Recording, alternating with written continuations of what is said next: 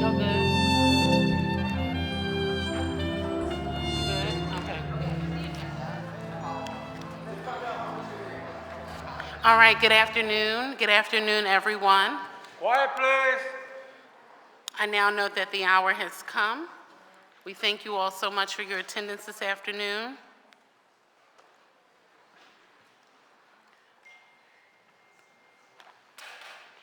Clerk, will you please call the roll to take attendance?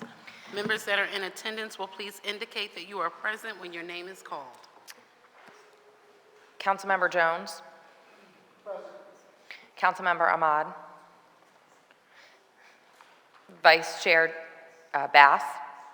And Chair Gilmore Richardson. Present. Thank you very, very much. A quorum of the committee is present, and this hearing is now called to order. This is the public hearing of the Committee on Finance regarding Resolution Number 240027 and Bill Numbers 240059 and 240376. Bill Number 240062 is being held.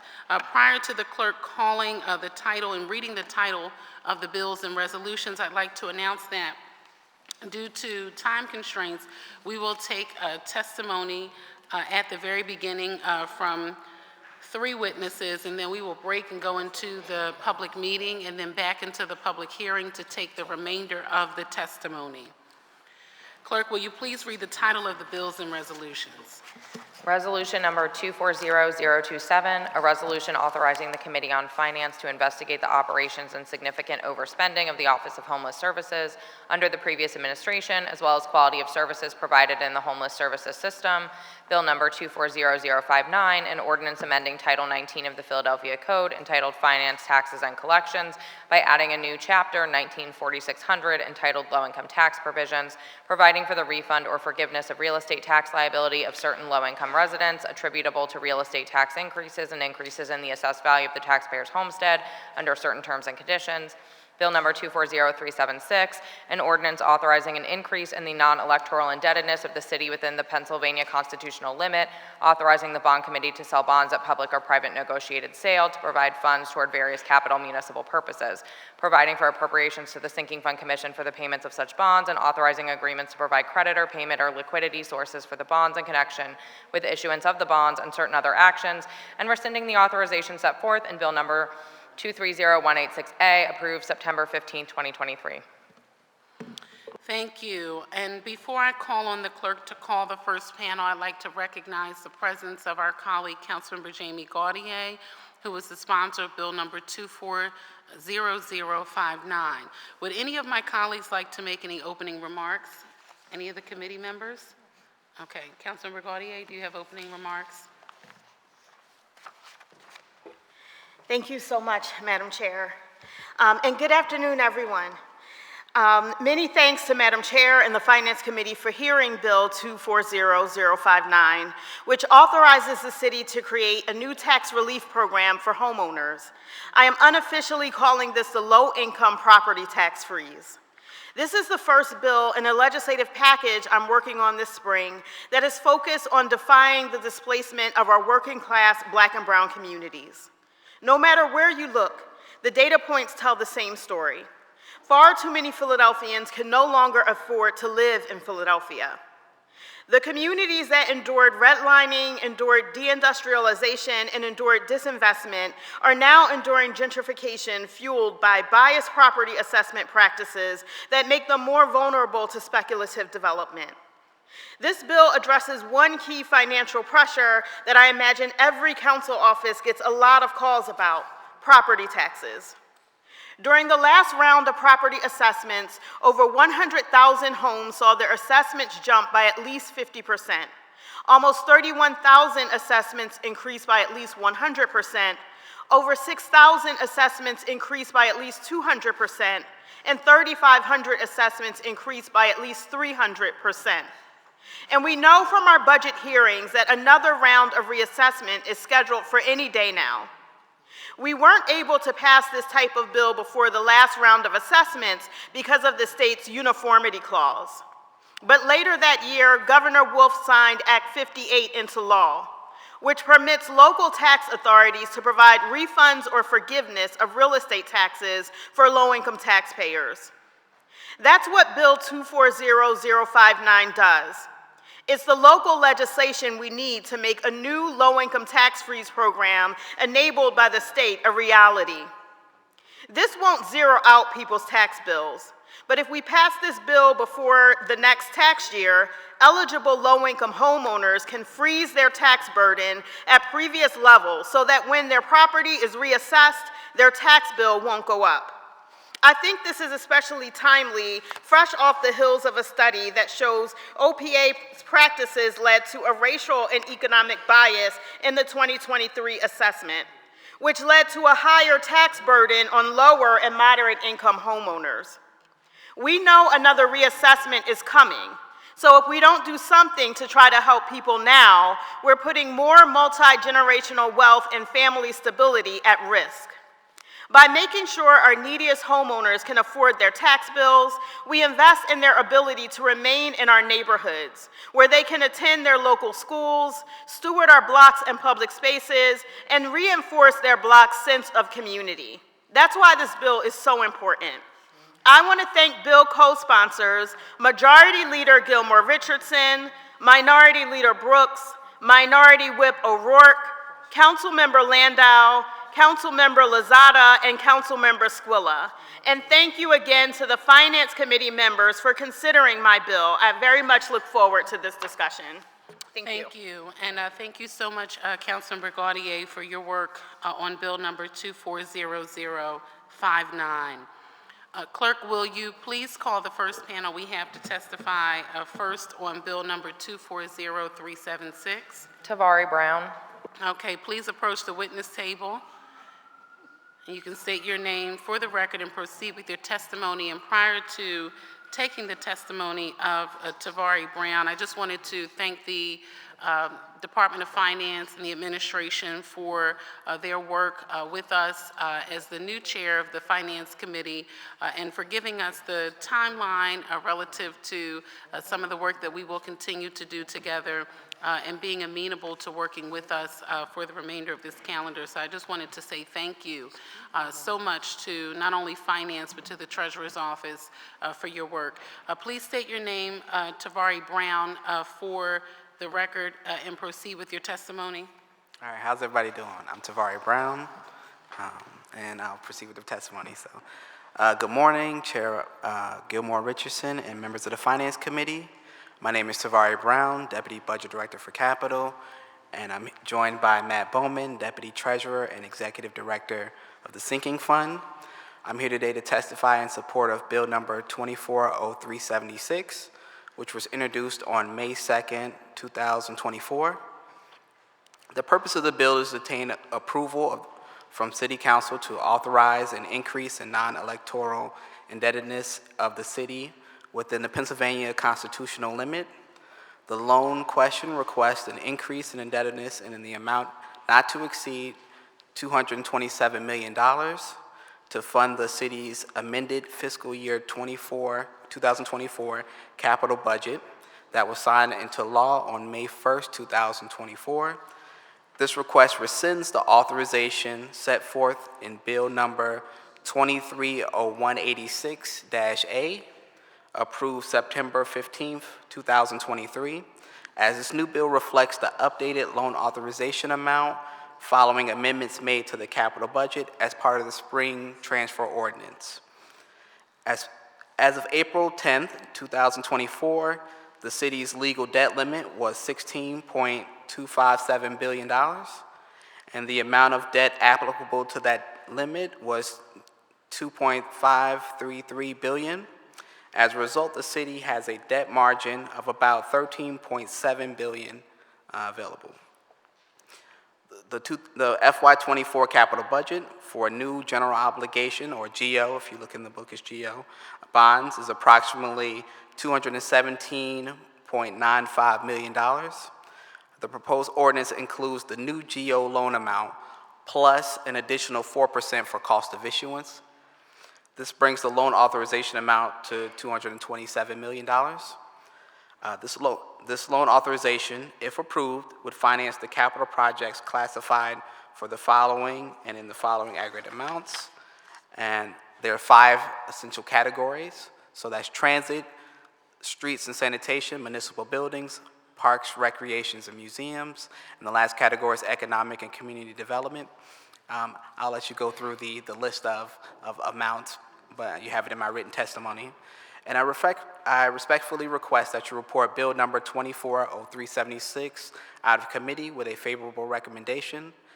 And I further request the rules of council be suspended so as to permit the first reading at the next session of council. This concludes my testimony, and I'll be happy to answer any questions council might have at this time.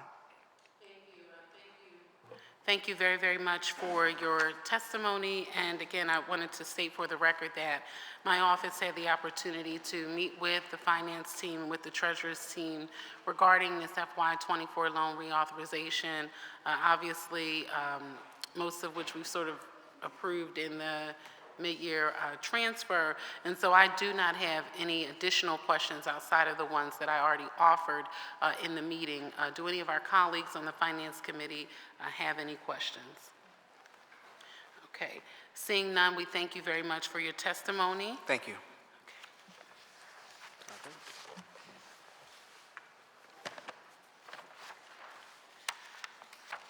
Okay, will the clerk please call the first panel we have to testify on bill number 240059? Rob DeBoe. Okay, as Rob approaches the witness table, we thank you very much for your attendance. You can state your name for the record. Proceed with your testimony.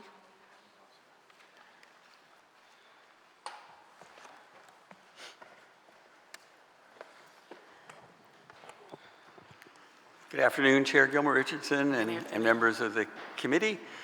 Rob DeBoe, I'm the Director of Finance, and I'm here to testify on Bill 240059, which amends the Philadelphia Code and creates a new chapter, low-income tax provisions. The new chapter establishes a real estate tax relief program designed to freeze real estate tax bills of low-income homeowners permanently beginning in the year 2025.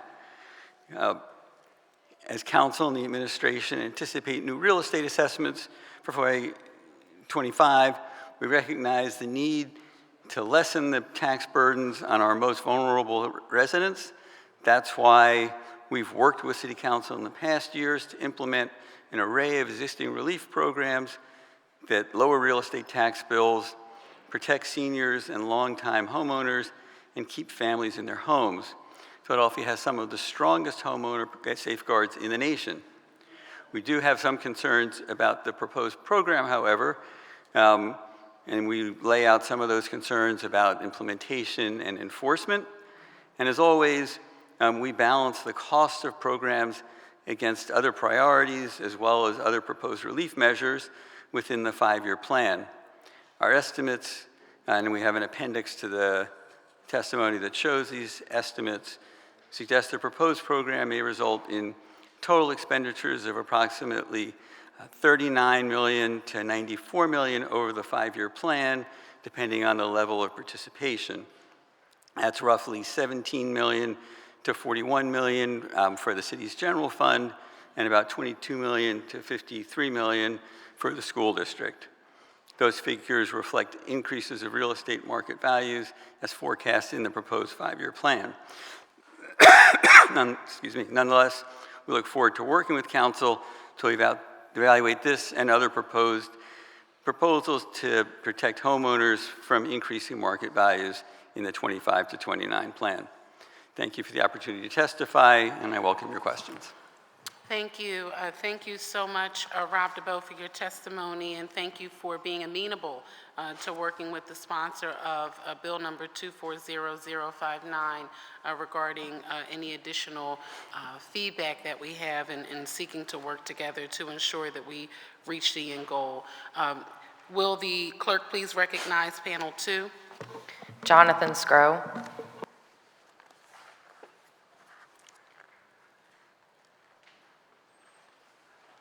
Am I done? Are there any questions for panel 1? Okay, seeing none, thank you very Thank you. much for your testimony. We'll now proceed with panel 2. You can state your name for the record and proceed with your testimony. Good afternoon, members of the committee. My name is Jonathan Scrow. I'm a divisional supervising attorney at Community Legal Services. Please proceed with your testimony. Sure. Thank you for the opportunity to testify today. As I said, I'm a supervising attorney at Community Legal Services, where I focus my practice on representing Philadelphia homeowners who are struggling to pay their property taxes. In 2023, the assessed value of a Philadelphia home increased by an average of 31% citywide. But many homeowners, especially those living in low-income and majority Black and brown neighborhoods, saw much larger increases, leaving many residents worried that they won't be able to live in their neighborhoods much longer. The Office of Property Assessment will soon release new assessed values for the 2025 tax year, and we expect homeowners to again see significant increases in their assessments, with those living in gentrifying neighborhoods experiencing yet another round of sticker shock. CLS is grateful to City Council and the administration for the programs it has created over the years to help homeowners afford their tax bills, including the homestead exemption, the Senior Freeze program, and LOOP. These are vital programs. But none of these programs directly addresses the steady increases in values that will continue for years to come and leave many low-income homeowners at risk of displacement, specifically homeowners living on fixed incomes and working low-wage jobs. The best way to avoid displacement caused by rising values is this low-income tax freeze program, which would extend the protections of the Senior Freeze program to all low-income homeowners regardless of age. To be clear, homeowners would still pay their property taxes each year. The program is simply intended to protect the lowest income homeowners from unaffordable year-to-year increases in their tax bills as values continue to rise. This program would be a vital lifeline to homeowners who are not yet eligible for the Senior Freeze because they're under the age of 65, or homeowners who are not sufficiently protected by LOOP, either because they haven't lived in their home for 10 years or because the LOOP amount is still unaffordable to them. To some, an increase in a tax bill of a few $100s might not sound like much, but many Philadelphia homeowners, for many Philadelphia homeowners, even a modest increase can mean the difference between paying their bills or losing their home. Take, for example, a client that I helped last year who lives in Norris Square, named Anna Martinez. Ms. Martinez couldn't be here today, but she asked me to share her story with you. She purchased her home in the mid-2000s through a government program for first-time home buyers for individuals with modest incomes. Since then, her taxes have risen dramatically, including a 500% increase since 2014. From 2022 to 2023, even with the homestead exemption, her tax bill increased by $1,100 a year. This caused her monthly mortgage payment to increase by over $100 a month. Ms. Martinez lives on Social Security disability payments of $1,500 a year. She now struggles to make ends meet, and she lives in constant fear that future tax increases are going to force her from her home at a time when rents are also skyrocketing. Passing this legislation has taken on additional urgency in light of a report recently released by CLS in conjunction with the Reinvestment Fund, finding evidence of systemic racial bias in Philadelphia's property tax assessment system. The report shows that homeowners living in majority Black, brown, and low-income neighborhoods are more likely to be inaccurately assessed and more likely to be overassessed. Given that problems with accuracy and overassessment are concentrated in low-income neighborhoods, it is critical to target relief at these homeowners right now, before the tax bills continue to rise and become even higher. As a city, we take great pride in the fact that even those with low and moderate incomes can realize the dream of homeownership. Every year, hundreds, if not thousands, of Philadelphians inherit family homes that have been in families for generations. We also invest in first-time home buyer programs and repair programs intended to keep families in their long-time homes. Given our high rate of low-income home ownership, property tax policy is affordable housing policy. We need to ensure that these Philadelphians can stay in their homes, which is why CLS urges City Council to pass this important legislation.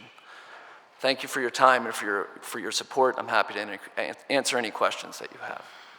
Thank you, and thank you very, very much for your testimony and for your work with so many in the community who are facing rising property taxes. We will now recess the public hearing on resolution number 240027 and bill numbers 240059, 240062, and 240736 to go into a public meeting to consider the action to be taken on these bills. All the witnesses, we ask that you please stay because we will take your testimony right after this. Clerk, will you please call the roll to take attendance? Members that are in attendance will please indicate that you are present when your name is called.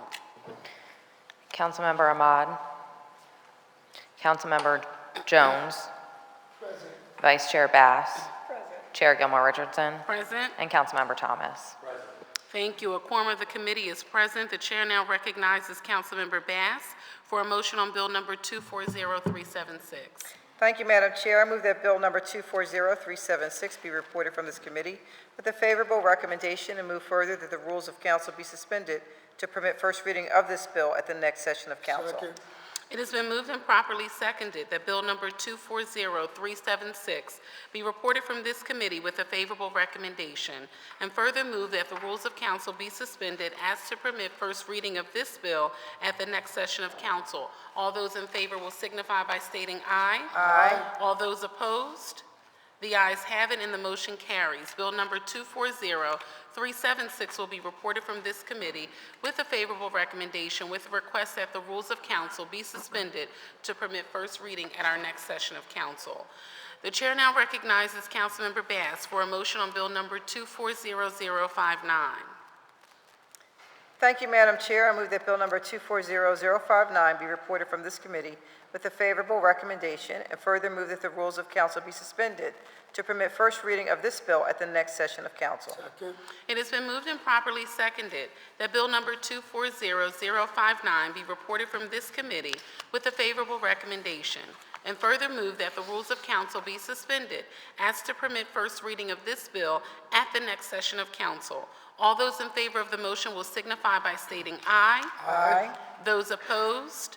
The ayes have it, and the motion carries. Bill number 240059 will be reported from this committee with a favorable recommendation with a request that the rules of council be suspended as to permit first reading at the next session of council. The chair also thanks Councilmember Jones for seconding both motions. This will now conclude the public meeting of the Committee on Finance, and we will resume with the public hearing of the Committee on Finance. Thank you, colleagues. Thank you. Will the clerk please call the next panel?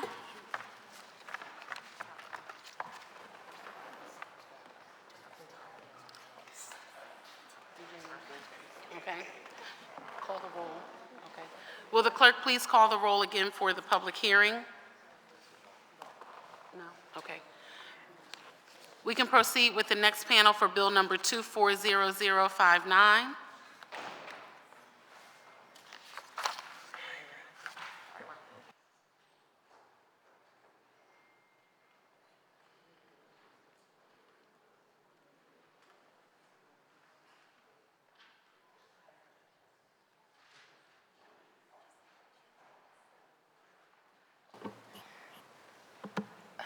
Ira Goldstein.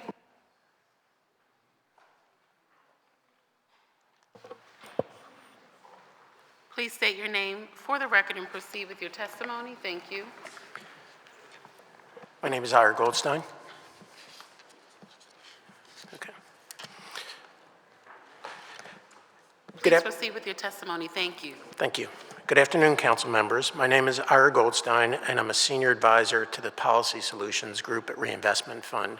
I am also co-author of the evaluation of the city's property tax assessments titled Examining Accuracy, Uniformity, and Equity of Philadelphia's 2023 Real Estate Assessments. My colleagues and I were asked to estimate the financial cost of Philadelphia City Council Bill 240059. Throughout the process, we consulted with staff of Councilmember Gauthier's office, as well as with members of the city's Revenue Department and the Center for Economic Policy Analysis, co-author of our OPA study. Estimating the impact of this bill is difficult because there is no direct administrative data on critical eligibility-related criteria, notably income and age. This leaves us with the Census's American Community Survey from 2018 to 2022. Philadelphia owner-occupied households were identified as eligible for the freeze if the total personal income of householder and spouse, if present, was below the PACE-net limits. Households were eliminated if the head or spouse was 65+ years old. These households are already being served by Philadelphia's Senior Citizen Real Estate Tax Freeze, or Senior Freeze. The Tax Policy Center at the Brookings Institution defines a tax expenditure as, and I quote, special provisions of the tax code such as exclusions, deductions, deferrals, credits, and tax rates that benefit specific activities or groups of taxpayers. In the case of this freeze, the legislation involves the city foregoing taxes to benefit very low-income homeowners that experience a rise in their taxes that could cause them to lose their home or undergo financial difficulty because their property taxes became unaffordable. To create conservative estimates of the financial impact, and when I say conservative, I mean estimates that are greater than we expect, we inflated the ACS reported income by the Consumer Price Index, home values by the Home Price Index, and taxes based on the recent rise. We estimate that there are approximately 62,000 households that are owner-occupied, income eligible, and where neither the householder or spouse is 65+ years old. These households have homes averaging value of around $143,000 and report a typical property tax payment of $1,638. Taken together, these eligible households have real estate valued at an estimated $12.3 billion, with a tax of $172 million. If these households experience a 2.5% rise in value, the tax will remain $172 million, while the taxes the city and school district might otherwise expect would rise to $176.5 million. Thus, if frozen, the city's tax expenditure in the first year would be the difference, or $4.3 million in the first year of the freeze. Using that same logic, if the eligible households experienced a 7.5% rise, the city's tax expenditure would increase to $12.9 million. These estimates are based on 100% households participating, but experience with other city programs suggests that that rate is unlikely. If the participation rate was like the senior freeze, estimated at about 33%, the tax expenditure for the 2.5% rise would be a third, or $1.4 million in the first year. At 7.5%, the tax expenditure would be $4.3 million. To put these amounts in perspective, we examined public reports of other tax expenditures that benefit Philadelphia homeowners. For example, as of 2021, the homestead exemption was reported to be $140.8 million, the senior freeze $5.76 million, loop $23.6 million, and we estimate the current 1 to 4 family residential portion of the new construction and rehab abatement expenditure at over $70 million. Lastly, we expect that while there will be beneficiaries of the freeze across the city, based on other neighborhood-level studies, we expect that beneficiaries will be clustered in parts of North and West Philadelphia where household incomes tend to be lower. Given the participation challenge of other programs, having a keen sense of where there are concentrations of eligible households will help the city target their education and outreach effort for this freeze. Our analysis is not without limitations. We don't know how the homestead exemption or other homeowner-focused programs will interact with the freeze. We also don't know how much values and assessments will rise in the future. Similarly, we don't know how much incomes will rise, whether PACE-net eligibility thresholds will change, and whether the city will review eligibility on some periodic basis. Lastly, there is a margin of error in the ACS data, and over time, the situation of Philadelphia households can change substantially. But on balance, we believe that the estimates of the number of households impacted and the tax expenditure borne by the city and school district are conservative estimates. In other words, we think that it overstates the cost, which likely overstates the actual foregone taxes. Thank you. Thank you. Thank you very, very much for your testimony, and we look forward to reviewing the numbers you provided. The chair recognizes Councilmember Ahmad. I'm going to try to speak. I've lost my voice. But just globally, why is there a consistent problem with our assessment? And I'm asking you, because you've been around for so long as a Reinvestment Act. We know that there's targeted development that skews everything.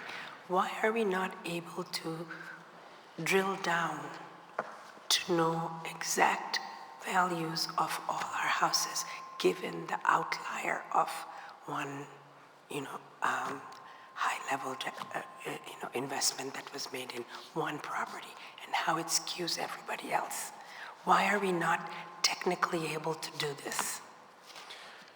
Well, I think, if I understand your question, I think that there are a couple different issues that impact the quality of the assessments. Firstly, I think the underlying data has issues. There's no doubt in my mind that some of the things that are used to estimate the value based on the characteristics of properties that sell are not universally high-quality indicators of what the situation of any particular house is.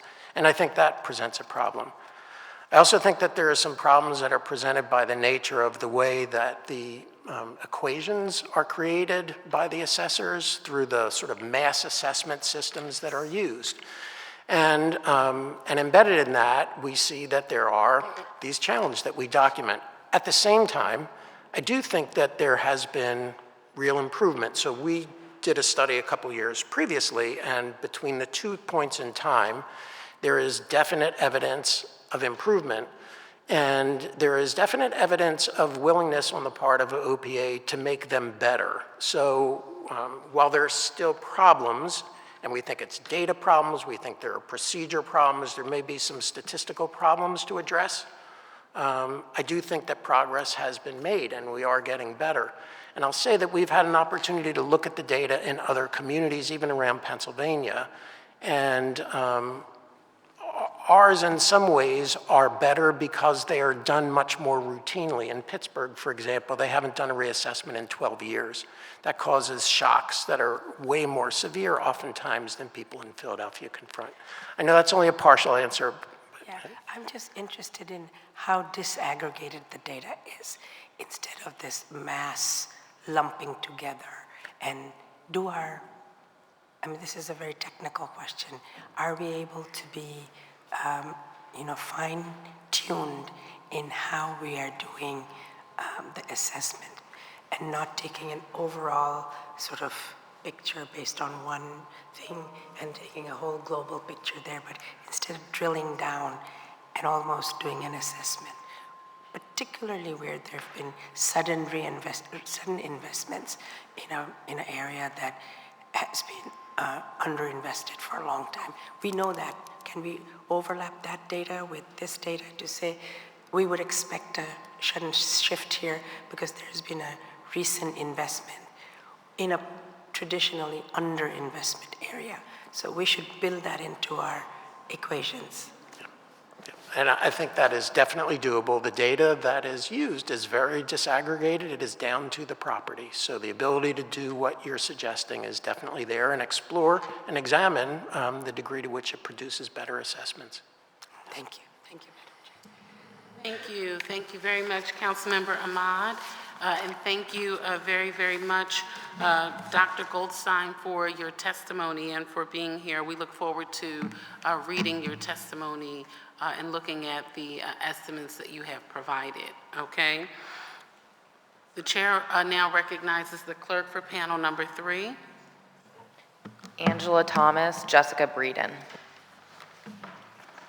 Okay, you can please approach the witness table and state your names for the record, and you can proceed with your testimony.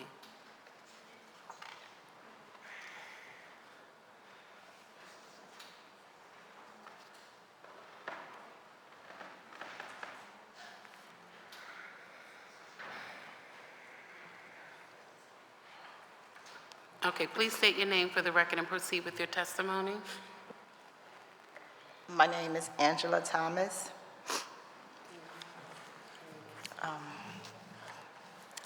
Please bear with me, as this is... Ma'am, please pull the mic forward. Thank you very, very much. You're welcome. This is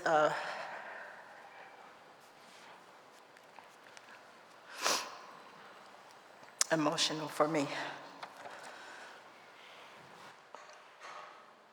Good afternoon, members of the committee. Again, my name is Angela Thomas. I'm here today to ask you to vote for the low-income tax freeze bill to help homeowners like me. I live at 1614 Montrose Street in Philadelphia. I lived on Montrose Street since I bought my house in 1996 with my husband, Timothy Thomas.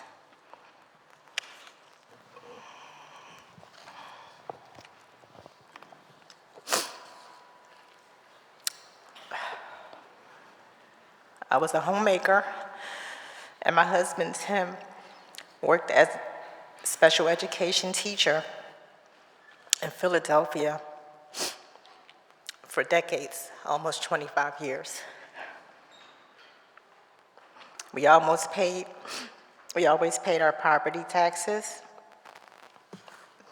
Thank you. Each year. But then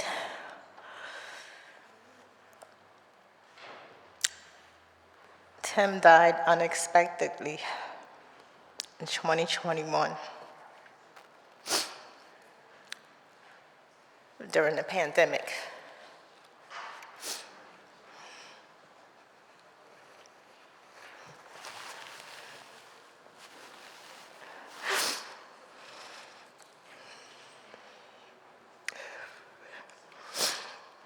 We had been married for 30 years.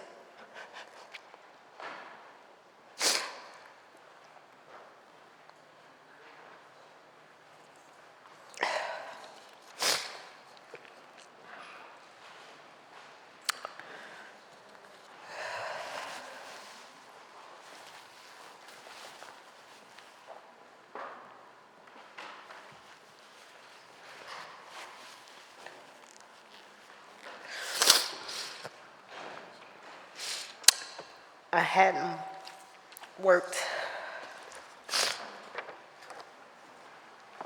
outside my home in years.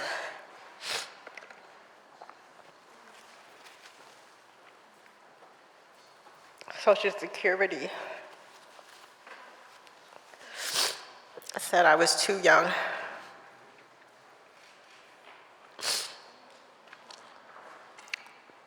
To receive my husband's benefits until I turned 62. I'm 56.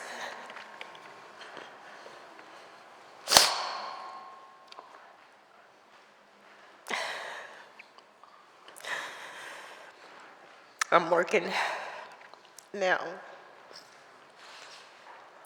for different delivery companies.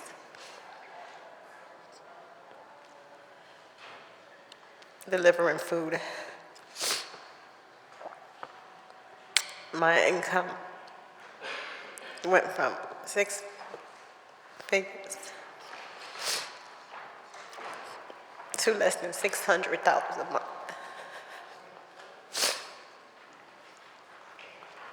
So I'm still really in shock that my husband is not here. We were the same age. We were vegans, we ate very healthy.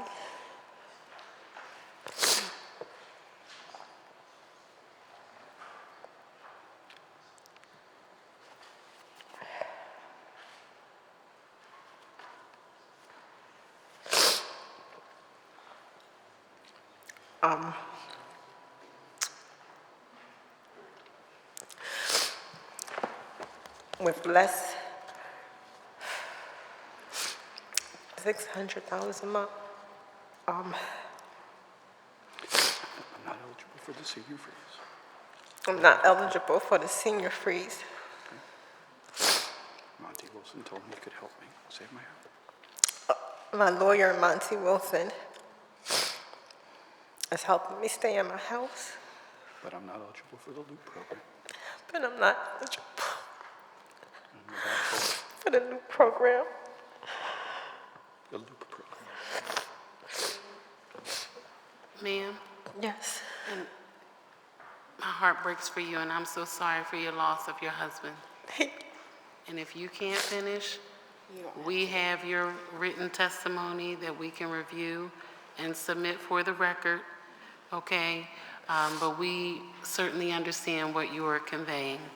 Because of your age, you are not eligible for a number of programs with the unexpected loss of your beloved husband who gave so much to the city of Philadelphia and to our young people in the school district. We are so sorry for your loss as a wife and a mom and as a daughter of parents who have gone on to glory. My heart goes out to you, and you have the love of this council committee.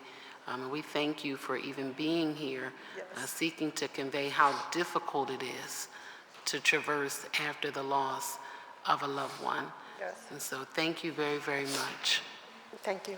Yes, ma'am. Chair now recognizes Councilmember Gaudier. I just also wanted to thank you for coming here to speak about something so difficult, so visibly and viscerally difficult. And I'm really sorry that you've had to struggle in this way. But I do hope that you know that shining a light on what happened to you and your bravery hopefully can help many other homeowners in our city who have either fallen on a very hard circumstance or who just, are struggling every day to make ends meet. So thank you, and I'm so sorry. Thank you. Yeah.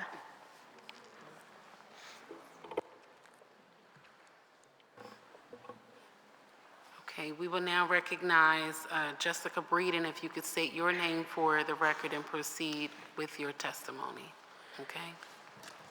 Okay, my name is Jessica Breeden, and here's my testimony.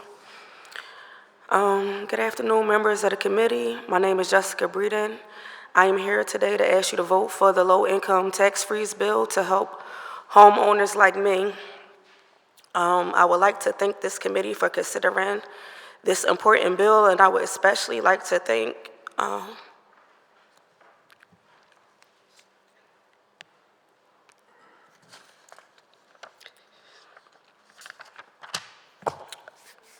this is a lot.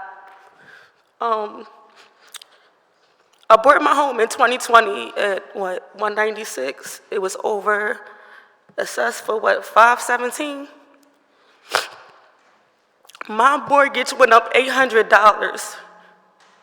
There's been times I came home, the lights is off, and it's sad. So bills like this need to be passed to help regular people. Like, I come from drug-addicted parents. I'm fighting to keep my house. It's a lot. This year has been tough for me. And I'm sorry, I can't really read all this, but it's a lot. I don't qualify for LOOP. I'm nowhere near a senior, so right now I'm speaking from my heart. Like, I was just crying the last 20 minutes trying to keep myself together before I even came up here. It's really a lot. I'm not sure if I can really finish this, because I feel her. I feel a lot of people. You know, Kate has been helping me with the services, and it's just been a lot on a lot of us coming to court, doing these appeals, fighting to get the property taxes down. It's been a lot. It's been tiring. Taking off of work, it's a lot. We barely can afford it. Over $800 a month is a lot. It's a lot. It is. I think I'm done with my testimony. Yes. No, I'm sorry. No, please do not apologize. We are just very glad that you were here to share your story, but sorry under these circumstances. And I'm thankful for you fighting and trying to keep your home and, you know, preserving home ownership. And I just wanted to thank Community Legal Services for working with both Ms. Thomas and Ms. Breeden to help them maintain their homes. This is why we do the work that we do. This is why we're here, to help folks like you all across the city of Philadelphia who are facing hard times. And, you know, just like you, we all have gone through similar circumstances, and our heart really does go out to you. And it's the reason why I was glad to co-sponsor the legislation offered by my colleague, Councilmember Gautier, to really help those who are facing hard times maintain and preserve home ownership, which is a way to create generational wealth for that next generation. And you talked about generations. And so I wanted to just recognize Councilmember Gautier, and then we will proceed. And we do have your written testimony for the record that we will submit for the records for members to review. Okay? I wanted to just again thank both of you. I know that it was hard for you to be here today. I can tell, and I realize how much trauma that you've gone through in each of your situations, but I still think that it was really important, and thank you because you're telling your story, but it's about, you know, thousands and thousands of women and people who are in the same situation. And it's also important to me to work on these types of policies because most of the housing policies that I work on impact women who look just like me, right? Yes. And so I just want to thank you so much for being here, even though it was hard, and you're really brave, and it was really important for you to do this for everybody, right? So that we can end the type of injustices that have been happening. So thank you. Thank you. Thank you. Any additional questions or comments from the committee? Okay, seeing none, again, we thank you very, very much. Councilmember Thomas, good? Okay. Thank you. Thank you very, very much. Give me a hug, baby. We will now proceed with public comment on bill number 240059. I'll ask the clerk if you could just call those who are here for public comment on 240059. If you have written testimony, I ask that you submit that for the record and summarize your testimony. Okay? Abraham Pardo and Christine De Jesus.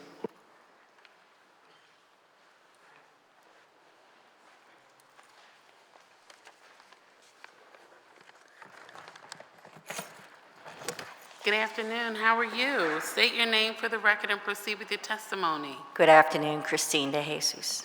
Please proceed. Yes, my name is Christine De Jesus, and I am a NAC coordinator for the Frankfurt Community Development Corporation. I am here today to speak to you on the importance of the approval for Bill 240059 that would freeze property taxes for low-income homeowners. As a NAC coordinator since 2013, I have personally witnessed the need for a freeze on property taxes for low-income residents. According to Pew Charitable Trust, among the most populous cities, none has a higher percentage of cost-burdened households with low incomes than Philadelphia. 69% of the cost-burdened residents have incomes below $30,000 a year. As part of our job as a NAC coordinator is to do home visits to those residents who are in danger of losing their home to either back mortgage or back property taxes. In Frankfurt, from January 2023 to present, we have serviced 132 homes, providing vital information and resources so they can retain their homes. This number only reflects Frankfurt section of Philadelphia and does not reflect the entire city of Philadelphia. With the rise of recent property assessments, utilities, and merely the cost of living, it is difficult to make ends meet, especially to those who are on fixed incomes and are low-income residents. It is our job as Philadelphians to ensure the retention of homes to those who are most vulnerable. This is not a handout, but a hand up to those who need it the most. Thank you. Thank you. Thank you very, very much for your testimony. Abraham, please state your name for the record and proceed with the summarized version of your testimony. Yes, hi, good afternoon. Abraham Reyes Pardo. I'm the VP of Housing and Diversion Services at the Urban League of Philadelphia. The Urban League of Philadelphia is a multi-generational civil rights and social justice organization founded in 1917. I'm here to provide support. I'm here to support Bill number 240059, which could be an ordinance to amend Title 19 of the Philadelphia Code entitled Finances, Taxes, and Collections. Philadelphia's poverty rate is improving, but it remains the poorest big city in America. Many of us in this room continue to work toward making that change happen. Public, private, and nonprofit sector doing their part. But as we continue to learn, change takes time. The reality is that Philadelphia's geographic location and resources are privileged, as proven by the continuous influx of economic refugees coming to find a safe space, in many cases to achieve the sustainable homeownership they couldn't find outside of the city of brotherly love. Bad actors have taken notice as well, as we continue to see speculative and predatory tactics to drive long-term residents out of their homes. One of the most recent examples being the tactics used by MB Realty to convince long-term residents of splitting their equity in the event they sold their home. These families were convinced to relinquish their generational wealth, thousands of dollars, in exchange for a $500 payment.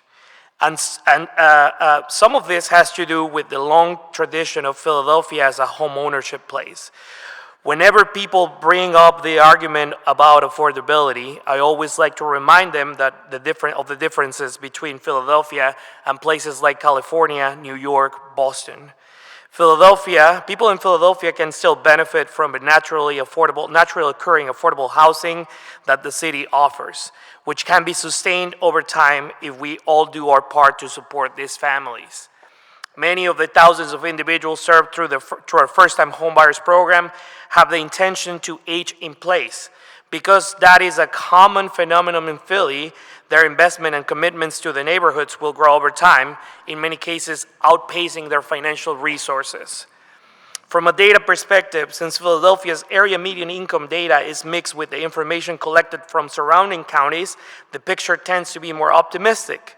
However, I know knowing that some groups are working to shift the paradigm around AMI collection, anecdotally, we can tell you that many of those families have incomes situated below the $10,000 mark, a situation that can be worse depending on the neighborhood. Aside from our support, the only thing some of these families have on their side is the value of an asset they're holding on to. They know the most affordable housing is the one they're already living in. Thank you. Thank you. Thank you very, very much for your testimony and for the great work of the Urban League of Philadelphia and the work that you all are doing to help those access home ownership and maintain quality housing. So I just wanted to say thank you, and as a point of personal privilege, I have to share, and Abraham knows this, that I was able to go through first-time home buyer education with the Urban League of Philadelphia. I think that was in 2006 or 7 now. So thank you all so very, very much for your great work. Will the clerk please proceed with calling the additional witnesses we have for public comment for bill number 240059? You can call all four so that they're ready to proceed. Andy you can Toy, say your name. Kenneth Begos, Janice Berrien, Lou Baum, and Diane Judson. Excellent. Andy, you can state your name for the record and proceed Sure. with your testimony. Good afternoon, Chairperson Gilmore Richardson and City Council Finance members. I'm not sure who's still here. My name is Andy Toy, and I am the Policy Director for the Philadelphia Association of Community Development Corporations, or PACDC, and representing about 60 CDC members across the city. Thank you for the opportunity to testify before the Finance Committee in favor of Bill 240059, allowing for a freeze on property taxes for low-income homeowners, as determined by state levels set for PaceNet. Throughout our 30-plus year history, PACDC has consistently supported measures to protect low-income residents from displacement. Our advocacy has been based on a number of important factors. First, the stability of our neighborhoods is critical for ensuring an equitable Philadelphia and a good quality of life for residents. No resident should be forced to give up their home because of rising property tax assessments, and particularly in gentrifying neighborhood communities where these longtime residents have been neighborhood stewards during decades of disinvestment. We also know that the burden of increasing property taxes falls disproportionately on Black and Latino households, who represent a large number of lower-income homeowners.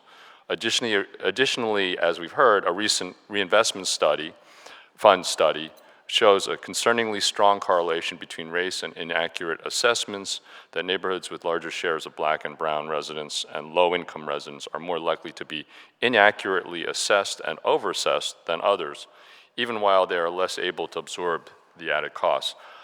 According to the Reinvestment Fund's data analysis, up to 62,000 homes may be eligible to apply, with a potential of $4.5 million in relief in the first year alone if we assume an application rate similar to the senior tax freeze.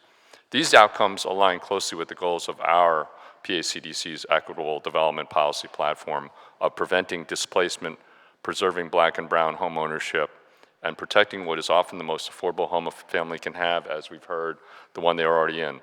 That being said, we also know that it is unlikely that all of those eligible for this program will be able to apply and receive the benefits. The Byzantine nature of the city's property tax relief system makes determining the appropriate program or programs to apply for unnecessarily complicated. We look forward to working with City Council and the administration to modernize our system of property tax relief to create one that is equitable, easy to use, and works for all eligible homeowners so that no family goes without the benefits they deserve.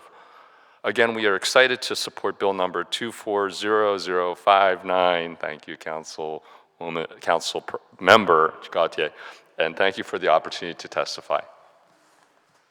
Thank you. Thank you so much for your public comment. Please state your name for the record and proceed with your testimony. Yes, Ken Bigos, Executive Director of the Affordable Housing Centers of Pennsylvania. Good afternoon, Councilperson Gilmore Richardson, and thank you for allowing me to make my testimony today.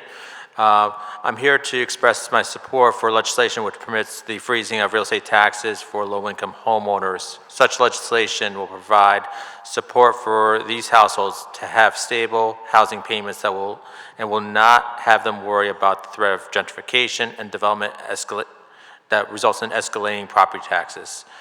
For many low-income homeowners, their home is the most affordable place they have.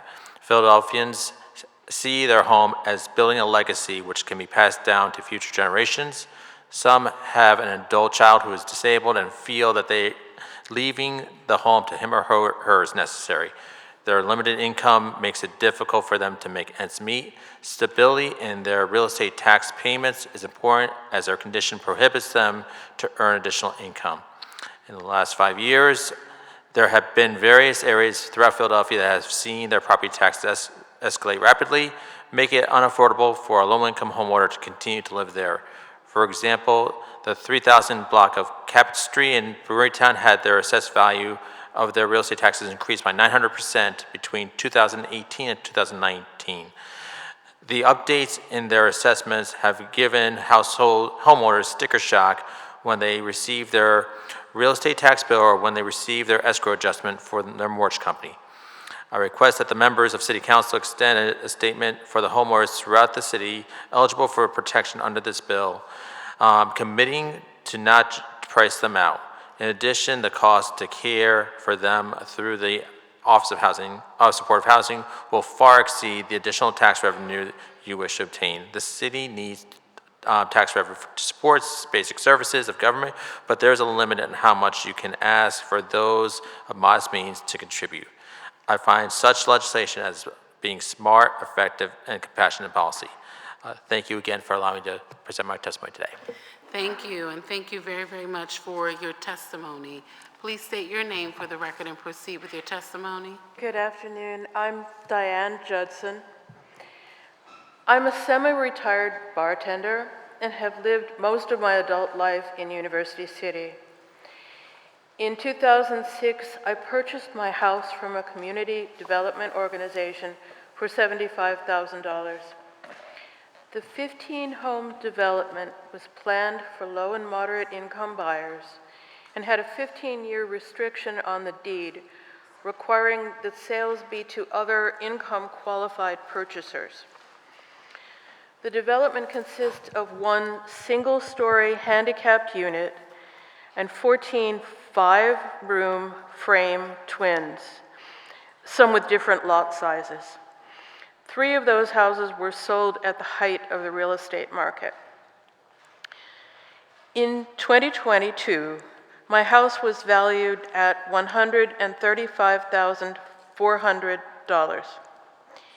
In 2023, that same 5-room frame twin was revalued at $506,100. It never occurred to me that there could be a 5-room frame house worth $500,000. Nevertheless, I appealed that valuation and explained that my house was in its original condition, while the houses that were sold had an additional bathroom, a finished basement, a new kitchen, and new carpeting. The greatest sale price was $401,000. After my appeal, the assessment was reduced to $380,000, still 2.8 times the prior year's valuation. It would result in a tax rate of $5,319 this year. I'm fortunate to have a senior freeze on my tax rate. Without it, I could not afford to remain in my home. I shared the experience of my appeal with my neighbors, hoping to assist them with their own appeals. My younger neighbors have had to manage without the freeze. It can't be the intention to tax low and moderate income buyers out of the homes they've settled in, and yet this could be the result of such an increase. Many of my neighbors struggled with this. As I say, I'm fortunate to have the senior freeze. There are folks with 3 generations in their homes and small children. There are people who will soon retire to lower incomes. It's my hope that somehow the legislation you're considering could be backdated to the time when Governor Wolf signed the state legislation. That would help the folks in my immediate neighborhood. I'm glad to be able to help anyone in Philadelphia who needs to be covered by the freeze you're considering, but there's not additional help in this legislation for my neighbors, and I'm concerned about that. Thank you. Thank you very much for your testimony. Councilmember Gautier. Thank you for sharing your story. I realize that the bill is not a cure-all. I'm not even sure if it was possible at all to go back to backdate it, and so my efforts have been focused on making sure that that doesn't happen again, right?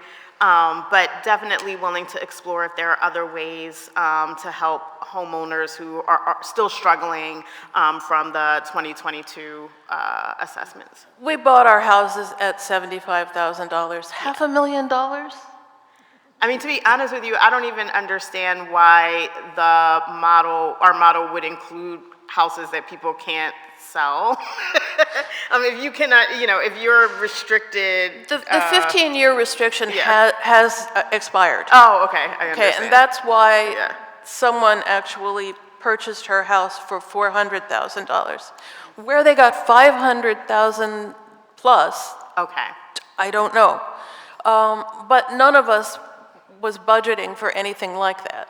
I understand that. I mean, happy to keep, chipping away at this issue and acknowledge that any bill is going to have limitations. This one is forward-facing. But I definitely appreciate you sharing your story, and if there's any way we can connect offline to see if there are ways that my office or others on council can help your neighbors, we're definitely willing to do that. And one thing comes to mind, I've been dealing with this same issue in my district, like hearing from specific blocks where the assessments were just really off, and I asked OPA to be present at some of these block meetings, right?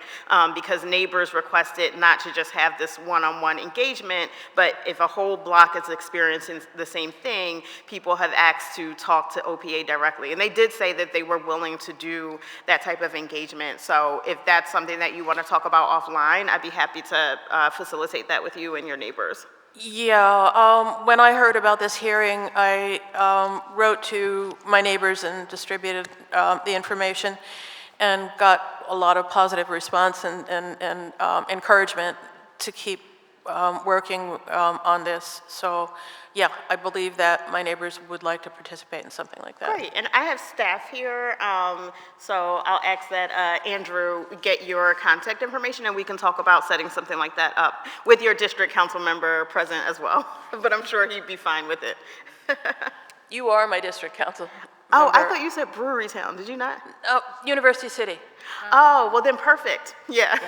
Let's work on that together. Thank you so much for your comment today. Thank you. Thank you so much, Councilmember Gautier. Please state your name for the record and proceed with your testimony. Yes, good afternoon. I'm Louis Baum, and I'm a 40-plus year resident in West Philadelphia and a member of the 46th Ward Democratic Committee RCO. I'm speaking for myself today. I support our citizens who have worked to build our existing communities while paying mortgages and taxes.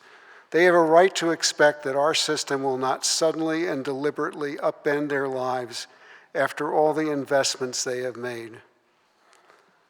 The bill before you may someday be helpful to some low-income homeowners. Therefore, I support it.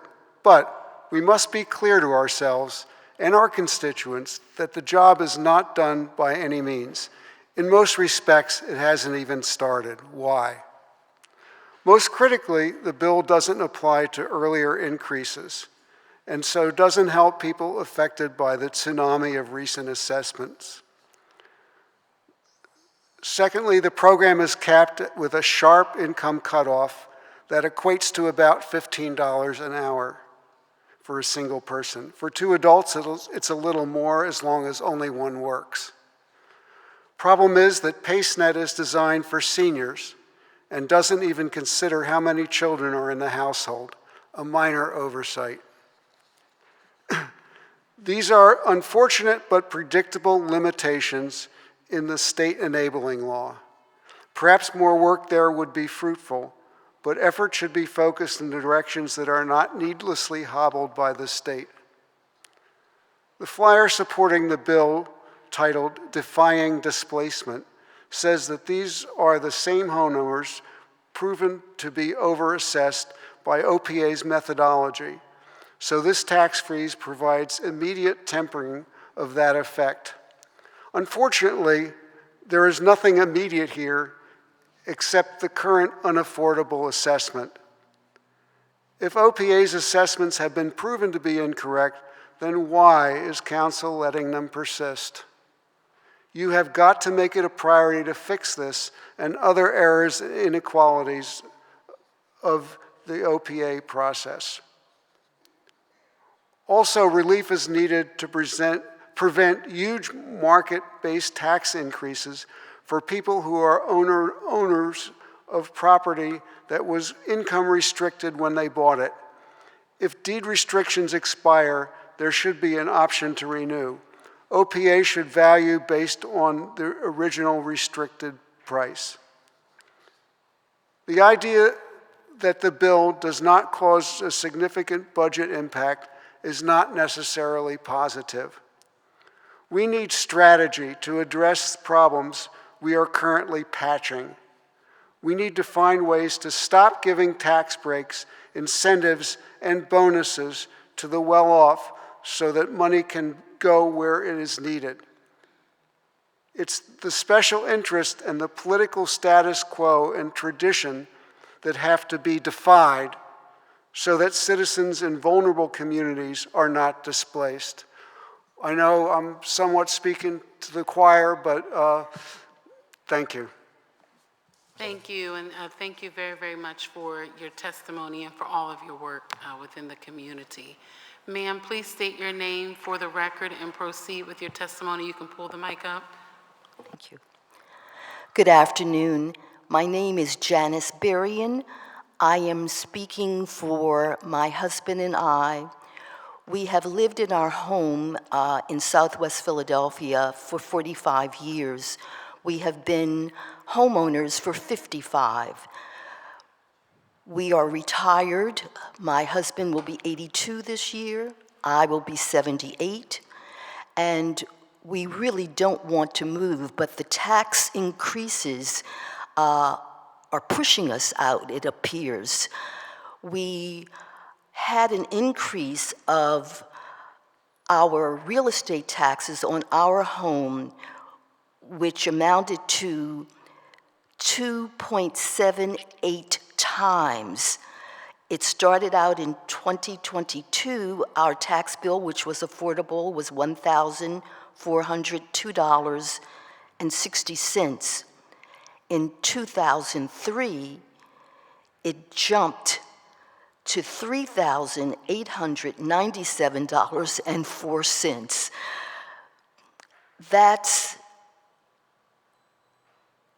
It was unaffordable.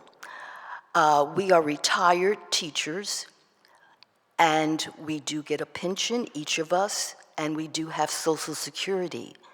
So even though we might meet an age eligibility, we don't meet an income eligibility. We're wondering, as others have spoken, just the person before me, the incentives we understand to bring in new business and new people into our city. But what about those who have paid income taxes for 55 years, born, reared, educated here, and supported the city? What about us? Can't we be grandfathered in? Why do we have to share the burden? And I realize that the middle class is the pack mule, not just for Philadelphia, but the entire nation. We need to be considered too. Can we stay in a home that we've been in for 45 years with the tax rate? Now, we fought this, but we paid. It was a cost. We paid and our taxes were lowered instead of 2.78 times, maybe to 2 times. That's still unsustainable. What can be done so that we can keep our property?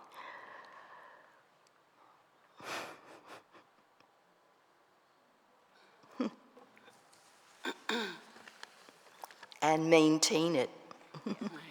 Well, thank you very, very much for your testimony, for your service in the city as a former teacher, and also for just being a real stalwart in that community. We just thank you very, very much for your testimony and for the information you shared. I want to pass it to your district council member.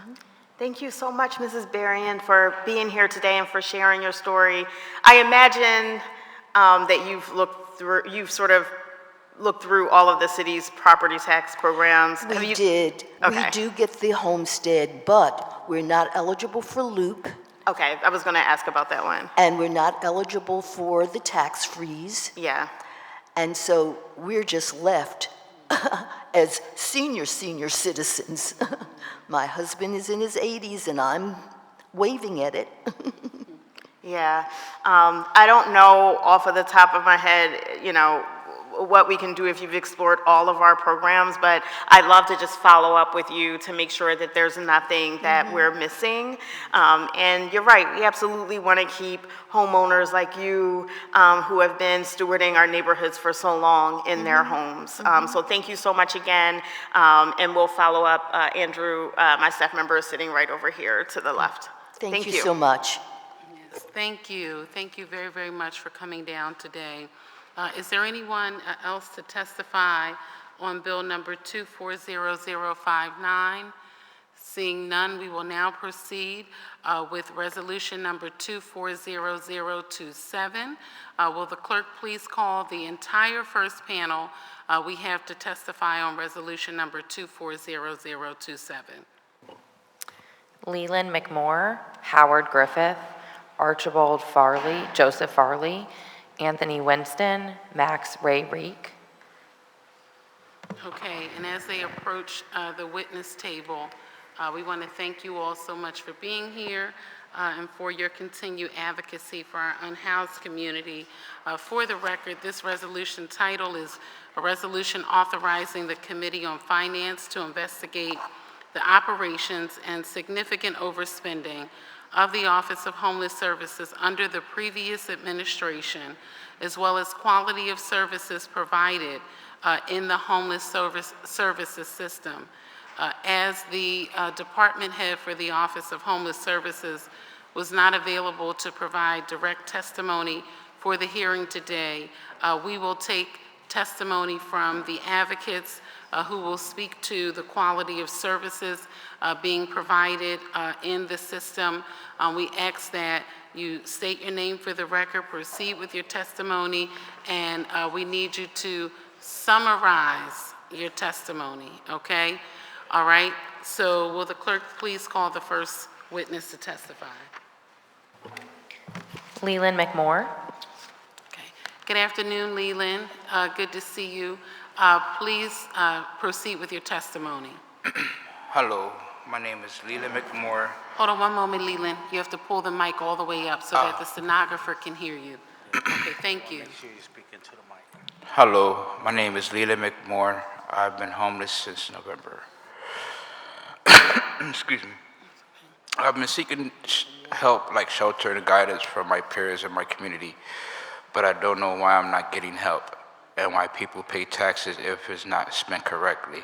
Example, I'm being told I have to be homeless on the streets for a year or go to the housing shelters, headquarters, and I'm being sent somewhere where I feel like it's prison. Living conditions is bad and the food is horrible and the staff is not respectful. That's all I have. Thank you, Leland, for your testimony, and thank you for being here this afternoon. I wanted to ensure that I know you were working with our office regarding placement. I wanted to be sure to make that connection today. So I understand that there are some officials here from the administration who oversee the Office of Homeless Services. We were able to have a meeting with some of you with the leadership team of the Office of Homeless Services last week, and I apologize that I thought they would be here today, but I do want to make the connection because I know Leland in particular was working through Apple Tree, and I had spoken with Bruce Johnson about him on Friday, so if we could connect him with someone from the administration so that you all could follow up, that would be helpful. Thank you, Leland, for your testimony. Will the clerk please call the next witness? Howard Griffith. Okay. Hello, my name is Howard Griffith, and I am homeless at the moment, and I was placed at our brother's house, and the living conditions there are horrible. The bathrooms are stinky, dirty. The showers are worst of all. And the staff are very rude. And the food is horrible. I literally took a picture of a salad with rotten tomatoes in it. So, but that's just as much as I have to say, so. Thank you very, very much for your testimony. And again, thank you all for being here and for your continued work. Will the clerk please call the next witness to testify?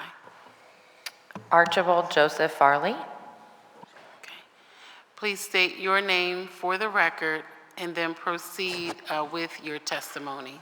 Good morning. My name is Archie Joseph Farley. The shelter system here in Philadelphia has the idea that because you're homeless, you're not human anymore. You don't deserve to be treated as though you're a human being anymore. You're, in someone's eyesight and the people that work in these places, you're nothing but a dollar sign. You're their next paycheck. They will promise you the world, but at the end, you're still left wondering what happened. The shelter system has people that are working there that have their own agenda, that they believe that because you're homeless, that they have the right to treat you any way they want because no one else cares about you. You're in the shelter system, nobody else cares about you, so why should we? I'm part of an agency called CARP. We do volunteer work in the Kensington area, and we try to show people that just because you're in a situation doesn't mean that you're not human, and that you deserve to be treated just as well as anyone else. That old saying, I have your one paycheck and one mistake from being in the same situation as anybody out here that's homeless in the street. And if we as collective people don't realize that, and we all get together and be on the same page, it's going to get worse before it gets better. Thank you for letting me speak. Thank you, and I just briefly wanted to say thank you all for your testimony. I had the opportunity to meet with you all, I think twice now last week, and also be out with you on Friday morning, and I just want to thank you for the work that you all are doing to really help us raise the advocacy on this issue. And, you are right. I think people, it's easy to kind of, write people off, right? And that's the reason why this is so important to me, because you should not be written off. You are a part of our community. You're a part of our Philadelphia community. And with all of the taxpayer dollars that have been extended and expended on this issue of homeless services to the tune of more than $129 million when you add city revenue and grants revenue just from last year, it's obvious that more work must be done in order to adequately address the issues that you all are facing relative to accessing housing in our city. And so that is the sort of impetus for the resolution and for the continued work that I will do in this area. And I just appreciate you all being here to further underscore how the quality of service is also an issue that we must seek to address while we are addressing the financial and or the fiscal issues that we have found out about thus far. But it's very important to me that while you all are here and being, participants in this process, that you are connected to city service. And so I just wanted to state that again for the record. Okay, please state your name and proceed with your testimony. Hi, my name's Anthony Winston. I've been homeless over about 3 years, but going through the homeless shelter system for about a year. Let's see, I've been in Center for Hope, I've been to Philly House, I've been to Station House, I've been to Coffee House program. Each one is different. Let's see, Philly House, you have lights that stay on 24 hours a day. You go to sleep about 7:30, okay? But you have to try to fall asleep because you have lights on. It makes you sleep deprived, it does. I don't know who can't sit there and say it doesn't, because it does. Let's see, Center for Hope, there's a lot that has to be done there. It's a lot. You have rats infested. You have most of the majority of the time the elevator doesn't work, and you have handicapped men who live on the second floor who have wheelchairs, pushers. Now they sometimes either have to walk 2 flights, 3 flights of steps just to get upstairs, or they have to take the back elevator, which they have to go through a whole nother store just to get to the elevator. Let's see, Station House, you get kicked out, you go there to 1701 Lehigh, you go over probably about 11:30 at night, you get to bed about 12, you get let out about 5:30 in the morning and get told either walk to where you gotta go or try to wait for the van to come and pick you up to take you back to 804 or to Apple Tree. And they drop you off and they just send you on your way. They don't tell you nothing to give you any type of information or nothing. They just sit you out front and tell you to just sit there and wait. I don't know if I'm leaving anything out, but other than that, this system really has to be thought about, because some people have mental issues, some people have drug issues, some people don't have no issues at all. It's just that they don't know how to go about and get information. They have to hear it from a person like me on the street who's trying to do better for not just myself but for everybody around me. I have to relay the information from people who are working in either in city or churches. There should be there should be a lot more than just going to certain places and getting a piece of paper and letting us know that this place is giving us meals and this place is giving us clothing and stuff like that, and showers and stuff like that. Well, I want to thank you for your testimony and for your advocacy and the work that I've been seeing you do on the ground, working with others. I just want to say thank you. And Mr. Archie as well. I had the opportunity to even see you before we met when I was also out in the community for 4 hours with my colleague, Councilmember Lozada, down in Kensington a couple Fridays ago. So I'm very happy that you all are here and sharing the work that you are doing. Will the next witness we have to testify please state your name for the record and then proceed with your testimony. And again, I want to state for the record that we had a number of questions specifically for the Office of Homeless Services that we have submitted in writing for additional follow-up relative to the fiscal and the quality service provisions. And we anticipate that we will call this resolution again for the hearing on June 5th. But if you could please state your name for the record and proceed with your testimony. Hi, my name is Max Ray Reek. I'm a member of ACT UP Philadelphia. For the past 2 years, we've been doing outreach at the Office of Homeless Services Intake Center at 1430 Cherry Street. And I've been privileged to hear some of the stories that people have told coming in and out. I haven't personally experienced homelessness in Philadelphia, but I wanted to tell a story that a colleague who couldn't be here shared with me. She's staying in a Philadelphia shelter. A resident in her room got sick and vomited, unfortunately. She was unable to get to the bathroom. And the staff didn't have anybody doing janitorial services. There wasn't anyone with that role in the program. They didn't have a protocol for bodily waste disposal, and they didn't have the supplies for cleaning up a wet spill. They told my friend that they would give her a carton of cigarettes if she cleaned it up herself. They handed her some bleach and said, just pour bleach over the mess. She said that, I know how this works, that's not how you're supposed to clean it up. She did her best to clean it up. She never got the cigarettes that were promised to her. But to me, this is an example of the mismanagement of funds at the Office of Homeless Services. It seems highly unlikely that they entered a contract that didn't include funding for basic cleaning services for a residential program.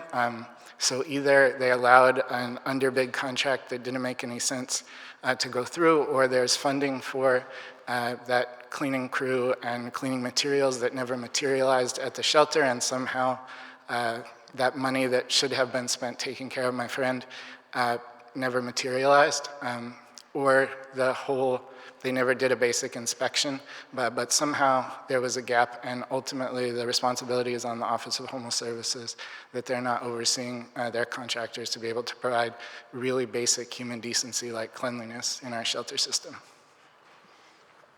Thank you. Thank you very, very much for sharing that story, and thank you for the work that you do on a daily basis to work with our unhoused community here in Philadelphia. And we look forward to continuing to work with you all to ensure that the city is providing the best possible service, and that we are figuring out sort of what happened and how to prevent it from happening again, so that we can service more people and have better quality of service at the point of need. So thank you very, very much for your testimony, for your service, and for the work. And thank you for your advocacy on this issue. Pardon me? Thank you for your advocacy on this issue as well. No thank you necessary. This is what we're supposed to be doing, okay? Please state your name for the record and proceed with your testimony. Malcolm Gant. Okay, proceed with your testimony. Good afternoon, ma'am. I'm here today, and I felt it was very important to come here today because, I'm sorry, sir. Although you may see a few people, there's a huge population of homeless people. And I mean, not just people that are in and out of the shelters. There are people that literally sleep on the sidewalks. I walk past them on a daily basis. You know, as far as my opinion of the homeless services being offered, they are woefully inadequate. You know, as I heard gentlemen speak on Philly House, I've been through the whole Philly House, Outley House, Station House, 1701, which is the intake center, and not only have I suffered inhuman treatment, being treated like a dog, you know, and I say to anybody that'll listen, I've never in my life been so disrespected as a man. You know, these shelters, as he said, you get put out 5 in the morning. What can you possibly do at 5 in the morning? You can't go find a job. You can't, there's nothing to do. So people end up drifting the streets. And what I found in my experience is that you drift around the streets, you go to a place like The Hub, right below us. And I spoke with a reporter last year. Her name was Sophia. She worked for KYW 1060. And I explained to her then that the Hub offered almost zero services. What you did was went there, you sat down in a chair, you were given a juice box, a snack, but I would ask about, well, what about housing? What about different services? And you know, I got rebuffed every time. And because I refused to take the disrespect that the employees of the shelter system gave out, you know, what I found myself was blocked from services, banned from shelters, put out on the street. You know, I can remember real quickly, just last January, I was in the shelter system and I caught COVID pneumonia. Now me, I'm disabled. I have asthma, emphysema, and COPD. I was sick as a dog, and I would go to 1701 just to have a bed overnight. You know, I got turned away for 2 weeks. 2 weeks I slept on the street with COVID, you know? And I don't really want to put the woman's name out there, but yeah, I will. Robin. She works at the intake center. Well, she worked at the intake center at the time because I ended up getting banned from there because I wouldn't take disrespect from another employee who made a false report that I threatened an employee. This was October 16th of last year. You know, I got a 6-month ban from the shelter system, so I was supposed to sleep on the street based on a lie. You know, this system is broken. It is broken from top to bottom. You know, the facilities are horrible. I think prisons are better. You know, because I can remember being at Outley House, 69th and Woodland, and the bathrooms were broken. So we would be in, what did they call it? I forget whatever it was we went and stayed for one night. And the place was dilapidated. There was no bathroom. And you had to go across a yard, in the door, down the steps, down the hallway to go to the bathroom. And it was only 2 stalls.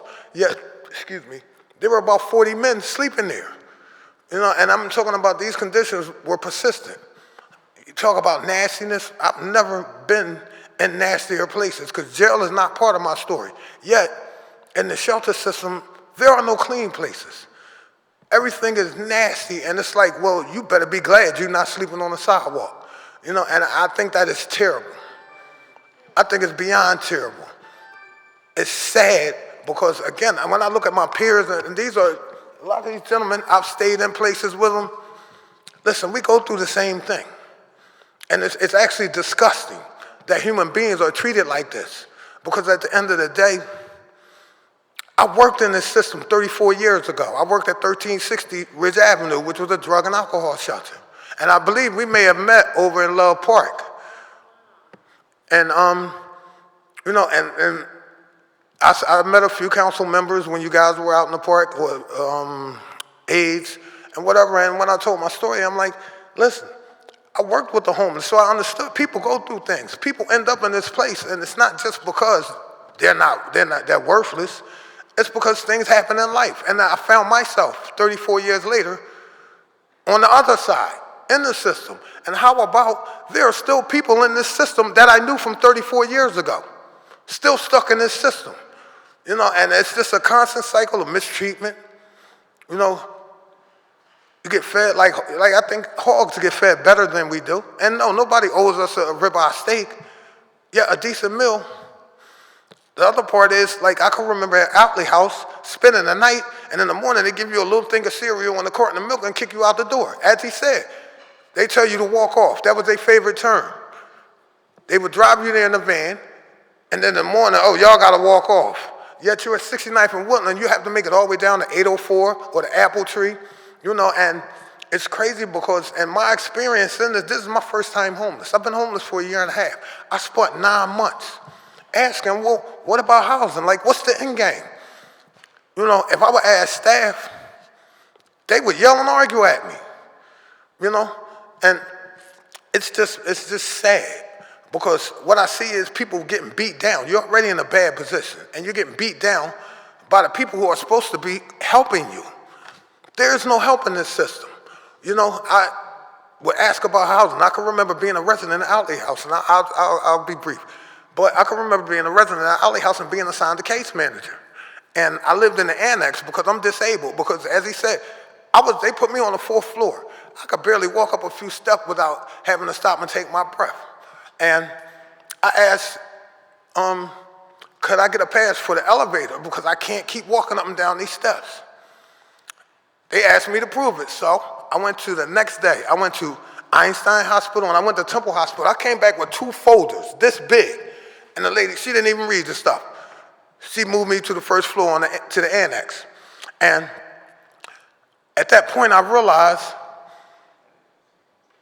one of the biggest failings of the shelter system is what they don't take into account is, as my peer said, they don't take into the fact that a lot of people suffer from mental problems. I suffer from mental problems.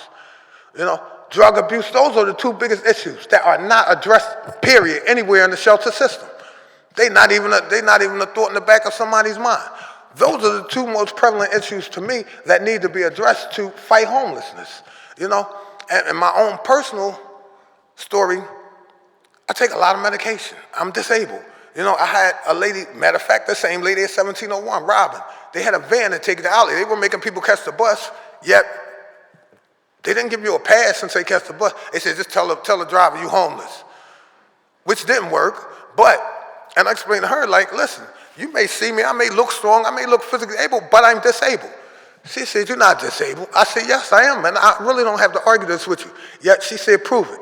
I had paperwork on my back. I gave her my Social Security paper that said that I was permanently disabled. You know what this ignorant woman said? She said, that don't mean you're disabled, you just get a check. I said, what the hell? You know, and this is a constant theme among this, it's these uncaring people who don't give a damn. You know, and I watch my peers go through it. I suffer from it myself because, listen, ma'am, I was a homeowner from 2001 to 2021. I sold my home in 2021. I found myself in this situation. So I'll be damned if I'm going to be treated like anybody's dog. You know, yet in this system and needing a place to stay for the night, this is how you're treated. Like, you better kiss my behind if you want to stay tonight. And if you got a problem with it, you can go outside. And a lot of nights I had to spend outside because I'm not willing to accept that. You know? And the situation is terrible, but I'm going to cede the time and allow somebody else to speak. Thank you guys for allowing me to have a voice. Well, thank you very, very much for being here and for sharing your story. I really, really appreciate you helping us understand what is actually happening and what you are going through in real time. I just want to acknowledge the presence of my colleague who's the chair of City Council's Committee on Housing and Homeless Services, that would be Councilmember Jamie Gaudier, for being here. But I really just can't appreciate you all so much because I know that through your testimony, through your advocacy, through the work that we will continue to do together, it will help to move the needle and improve the quality of service for the Office of Homeless Services here in Philadelphia. Colleague, you have any comments? I just wanted to thank you as well. You know, as we witnessed multiple times throughout our hearing today, it can be really hard to ask people to come up here and share traumatic experiences, but I do think that it's important to put a spotlight on some of the things that are happening so that we can make things better. So thank you so much for being brave enough to come and speak with us today. Please state your name for the, I'm sorry, ma'am, did you have testimony? Yes. Okay, if you could just state your name for the record and proceed with your testimony, and then, sir, we will recognize you, okay? Thank you. My name is Glorianne Monique Robinson. I have been homeless for the last 9 years. I am actually a 42-year-old born in Philadelphia, airborne Philadelphian, female. I experienced my childhood in the homeless system when my surrogate mother had a boarding house and shared children doing surrogacy, just different governmental female businesses. She's a black woman, and her family is Caucasian based, is a mixed family. The housing of emergency system started was the fact that the females who were being divorced by the husbands couldn't take care of the businesses that were created here, black businesses here in Philadelphia. Starting off with self-businesses as far as having judges, doctors, nurses, seamstresses, truck drivers, all kinds of industry-related families living here in the home. So under my household, I stayed to myself all the time. They did not want the electricity on, the water paid, the barely TV usage or landline activity. So, and that was I was born 1982, in the 80s. In the 90s, I was old enough to talk and able to speak, of course, going to public school every day, making it adamant that as a black female to obtain a degree, some kind of education. Because of the prostitution and drug game, I never saw my family. I was never in anything but spiritually good, being born a Christian child and part Arabic, makes me Muslim.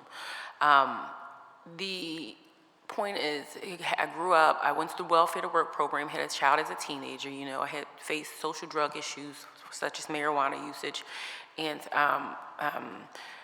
fornication, just, you know, trying, soaring our oats as a child, soaring my oats, had a child and did qualify for split lease, went through the shelter system as an adolescent and as a teenager was accepted to Philadelphia Housing Authority, and where I met other females or whatever. So in the 80s, like I said, the 90s was really fine. It was not a really big problem here in the city of Philadelphia, for the families single female families. The male shelter system was phenomenally awesome then too, because if you really didn't know, males were homeless. But having said that, it's just the merge of the history of the shelter system, me having to experience that. So for the last 9 years, I have been totally abused. So after going to school, I found myself leaving the housing authority to go and get some resolution with the family, which was my mother and father. The mother wasn't paying the housing authority rent and had the other sibling's child there, he going to school. And just totally at nighttime, you know, after you guys get off work throughout the city at night, every residential homeowner or heirloom homeowner wants to come out and everybody wants to have fun. And in the morning, you see the nasty residual left over. So, which I totally apologize. I vented so much. They tried to throw me in a psych hospital and say I'm crazy. I'm a nurse. You know, I really studied on my own and had to utilize the lives here, population here, throughout the USA on the East Coast as a studying measurement factor to obtain that information and those big words, put them to use and try to put them together to make sense. So when I got in the shelter these last 9 years, I was waiting for some money, but the personnel, the administrative system is horrible. It is slow. There's not a history of the people who were in and out of the shelter from the 80s to the 2000s are the top priority. They've lived here seniority-wise, but they do not come back to try to help out, you know, volunteer. The administrative system is very abusive, and they're mostly female. They're very sexual oriented and related as far as the homeless females and males wanting to utilize their checks and get them jobs to go have sex with them and get money from them and take them, you know, little places. So as I pay attention to these problems, the food, they don't wash their hands. We cannot use Clorox. You know, the only germ fighter in the world is the Clorox here in the United States of America. And then we have the Awesome on the market, Clorox. You can get a gallon for $1.25. They will not utilize and implement that as a helping measure, you know, to clean the toilets. The toilets are messed up. The people who are on drugs, the older community, as a younger administrative personnel, employees, you know, they could teach, Head Start advocacies to teach, as they are doing it themselves as far as cleanliness, you know what I mean, with gloves and whatever. The necessary, essential need is, and it's very essential. I lived in 1428, that's X, as a single woman and as a pregnant young teenager woman, young adult. I lived in Hollywood in the 19121 area. I lived in, where else did I live in? I lived in, I've gone to a bunch of after-hour shelters over in West Philadelphia. The after-hour shelters are fine. They're most better, you know, because you do have to, as single female, get up. But the females are having sex with the males that work there at the shelter, on staff and off of staff. And like, they have this little negotiating thing going. If you guys were having sex with each other, if you like this person or like that person, they'll let you in, you know, you're more priority. And it's really become a very unprofitable business problem that is easily resolved. One of the resolutions ideas that I have is going to taking the Philadelphia program and going to the colleges here to find out if collegiate undergrad students will like jobs there, because the education level for the city workers who feel like they need to be involved in a city when it's just a hidden drug hustle off our tax ID numbers. They're using our tax ID numbers and our dates of birth and names to utilize information in our accounts to make money with different computerized corporations where we go maybe to Wendy's or the bank, you know what I mean? More so it's at the bank. So it's hard to even have an account when you get off of welfare, you know, because we've really successfully smashed that welfare to work program and completed the task of, you know, having urban female with young, you know, getting pregnant at a youthful age, go back to work and start counting on their own and taking care of themselves. Those females are fine, and then we have those children left out in the street and back with the families. Thank you. I just wanted to recognize the presence of our council president briefly, who joined us, and thank him for coming by. Thank you. Okay, and if you could just summarize your testimony so we can get to Yes. the last witness. Thank Yes. you. Yes, you're welcome. Thank you. Well, thank you for being here and for sharing your story. No problem, not a problem at all. That will certainly help us in how we address the quality of service issue that you all are referring to. Council President? Any comments? Okay. Thank you very, very much for your attendance. Sir, please state your name for the record and proceed with your testimony. Good afternoon. My name is Victor Rodriguez. I'm an activist, and I'm in support with ACT UP Philly. The reason I'm here today is because I personally wanted to see for myself inside the homeless shelters. 2 weeks ago, I went to OHS to explore and to see what's really going on. So I went in there and I acted homeless. I am housed, I have an apartment. I went in there and I asked to be placed in a homeless shelter. I actually picked a particular shelter called St. John's. The lady that I confronted that day, she said her director has told all homeless people to go to Philly House. From my experience talking to other people in Philly, I've been hearing a lot of bad rumors about Philly House. So I said, sure, I'll go to Philly House, but shouldn't you match me to a homeless shelter that I might feel more interested in? And she said no. I think it's best that you go to Philly House. That was part of the director's initiative to send everybody to Philly House. So I went to Philly House. I did 2 days there, and while I was doing the Explore, while I was there, I noticed a lot of issues. For one, the lights are on all night. That's depriving. That is just absolutely wrong. I noticed a lot of interaction with the staff and the people that are residents there. They're just absolutely rude. The food is actually great, but just interaction with the staff, everything that goes on there, it was just, it was a lot of questions. And again, I did this Explore for myself. I wanted to see. I am an activist.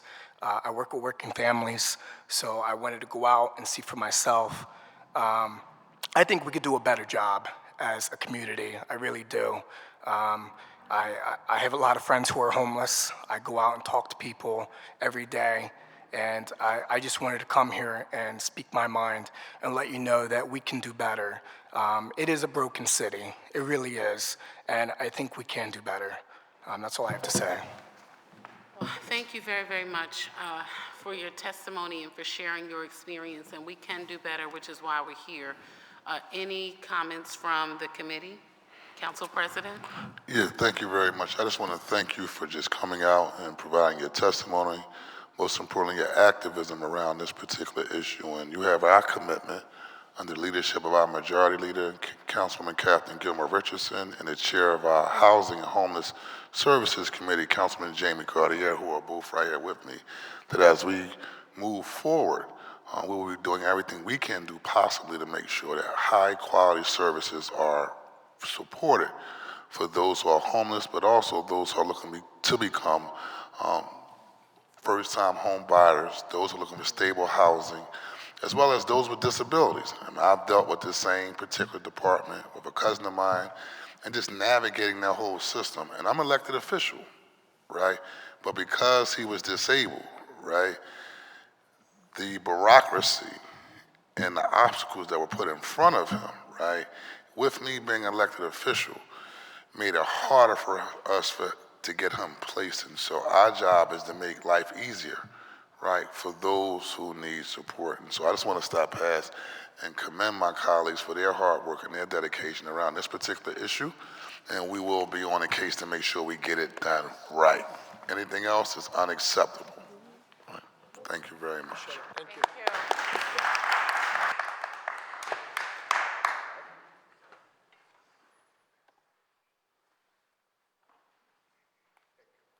Thank you. Thank you again to our council president for being here, and my colleague, Councilmember Jamie Gaudier, who's also chair of City Council's Committee on Housing. I thank you all again for being here. I want to also thank the administration and the Office of Homeless Services. For anyone who's here who needs service today, you can go up to my office in 581. Okay, and they have representatives from the Office of Homeless Services who are there. And so I just want to say thank you to the administration and to the Office of Homeless Services for making yourselves available up in room 581 for anyone who may need service who's here today. Okay, so you, after the conclusion of the hearing, please proceed directly to room 581 to receive service. Are there any additional questions or comments from members of the committee or colleagues present? Okay, seeing none and there being no further questions from members of this committee or no other witnesses to testify, this concludes the business before the Committee on Finance today. Thank you all very, very much for your attendance. Until next time, have a good day.